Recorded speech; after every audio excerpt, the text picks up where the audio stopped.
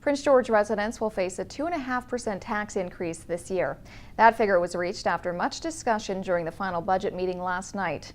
But not everyone on council gave the budget a thumbs up. Council settled on a tax hike of 2.5%, but not before there was lengthy discussion. Councillor Albert Kohler introduced a motion during the debate around capital projects, hoping to rework that budget such as to have the tax rate at 1.83%, not 2.5%. I originally started with 1.5, but I thought 1.83 is a good number, and we could really sell this here in Prince George, because if we want to grow the city, we have to come up with some incentives and say, we are, with our tax increases, not higher than the cost of living. That would have been nice, and that's why I tried to shoot for that one. The motion came under immediate fire from some around the table, with talk of scrapping things like $600,000 worth of roof repairs to the Coliseum and more than $1 million worth of computer upgrades at City Hall. It was an unacceptable proposal to Councillor Brian Skaken.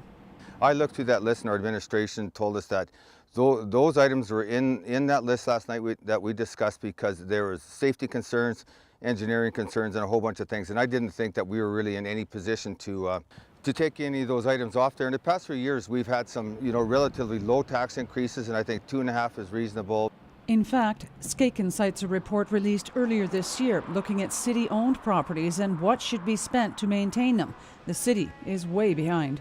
Most of us recognize that we're only putting in about $14.5–15 million into our infrastructure a year, but we're still short about $20 million a year. The utilities of sewer and water are self-funded now.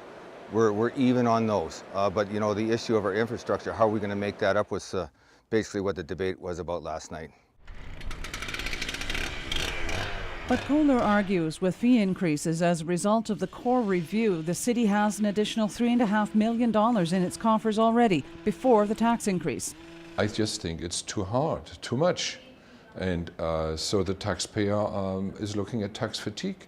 And again, if we want to sell the city and ask for people to live here and corporations to invest here, then we have to look at the tax framework. And I think we are going in the wrong direction. Kohler was the lone councillor to vote against the budget, which in the end sees all 35 capital projects intact and a tax hike of 2.5%. Cheryl Jan, CKPG News.